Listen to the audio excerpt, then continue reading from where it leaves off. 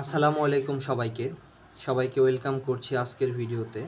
তো এই ভিডিওতে আমরা এইচএসসি যারা 25 আছো তাদের সিলেট বোর্ড 2023 সালের 2 নাম্বার প্রশ্ন অর্থাৎ সুইটেবল ফ্রেজ অ্যান্ড ওয়ার্ডস এইটা আমরা সলিউশন করব ব্যাখ্যা সহ। তো আজকের ভিডিওটা দেখার পর আমি তোমাদের কথা দিতে পারি এই 2 নাম্বারে তোমরা 5-এ 5 পাবা। একদম শিওর থাকো আজকের ভিডিওটা দেখার পরে তোমরা 2 নাম্বারে 5-এ 5 পাবা। এটা কিন্তু তোমাদের ইংরেজি সেকেন্ড পেপারের সবথেকে সহজ একটা টপিক, ঠিক আছে? এবং ঘুরে ফিরে বক্সের মধ্যে যে ওয়ার্ডগুলো দেওয়া থাকে একই হয়ে থাকে, জাস্ট আমাকে বুঝে বুঝে ব্যবহার করতে হয়। তো এই যে সিলেট বোর্ড 2023টা আছে এইটা সিলেক্ট করার কারণ হচ্ছে এই সিলেট বোর্ড 23 যদি কেউ কমপ্লিট করতে পারে তার মানে তোমাদের দ্বিতীয় পত্রের ইংরেজি দ্বিতীয় পত্রের যে মোটামুটি যে নিয়মগুলো আছে সবই কিন্তু এখান থেকে কাভার হয়ে যায়। এত সুন্দর একটা বোর্ড এটা। তো আর কথা না বলে চলো আমরা শুরু করি।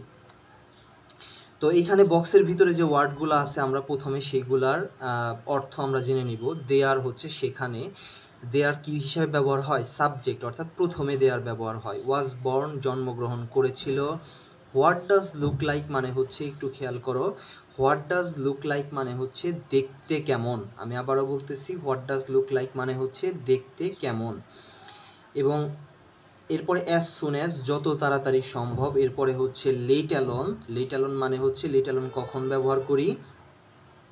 যে সে এইটা মানে এইটাই পারে না ওইটা কিভাবে পারবে, সে মোটর সাইকেলই চালাতে পারে না সে কার কিভাবে চালাবে, সে সাইকেল চালাতে পারে না মোটর সাইকেল কিভাবে চালাবে। এই সকল ক্ষেত্রে আমরা লেট অ্যালোন ব্যবহার করি।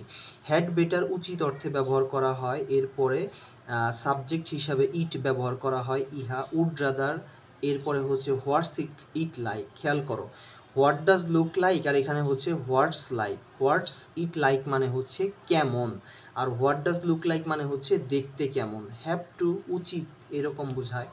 তো চলো আমরা শুরু করি 2-এর A number. Anika can't afford a bus ticket dash air ticket. Bangla করো, প্রত্যেকটা জিনিসেরই বাংলা করবা, দেখবা ইংরেজি একদম সহজ হয়ে গেছে।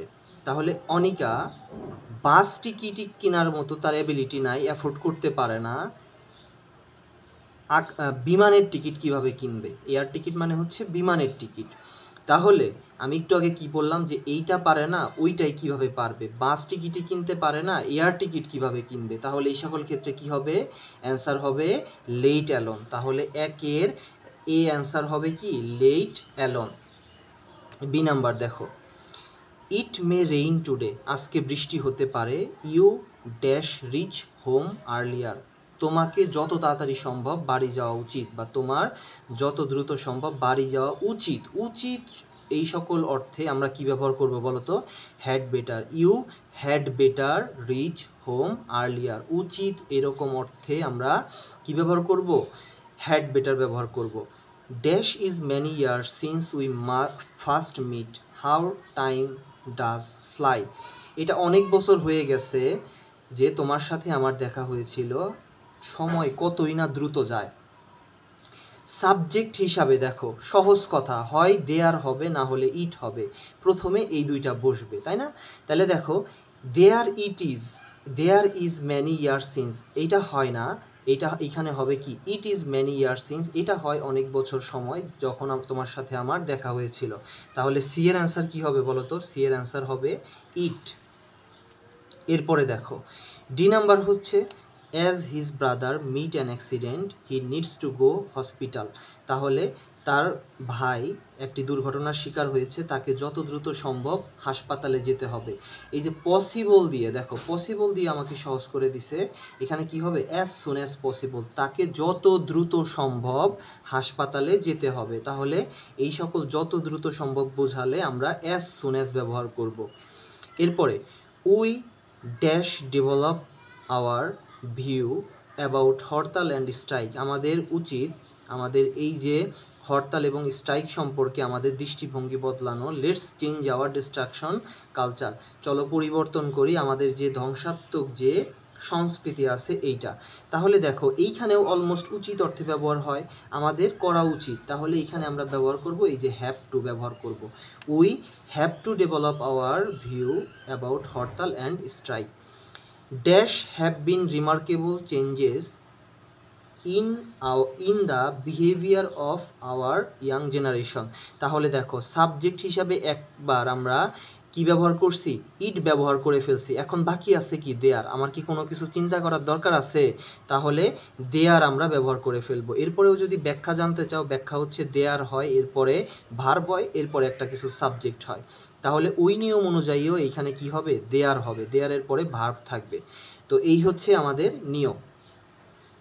আর সহজভাবে করতে গেলে একবার আমরা ইট ব্যবহার করছি, সাবজেক্ট হিসেবে এখানে আরেকটাই বসতে পারে, সেটা হচ্ছে দেয়ার।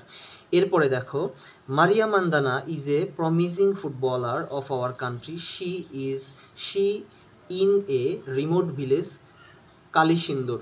তাহলে দেখো জন্মগ্রহণ করার কথা বলছে না, এইরকম একটা ভিলেজে কালিসিন্দুরে সে জন্মগ্রহণ করেছিল।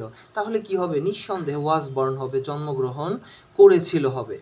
এরপরে দেখো, dash having integrity in one's character, it is the best quality of a man.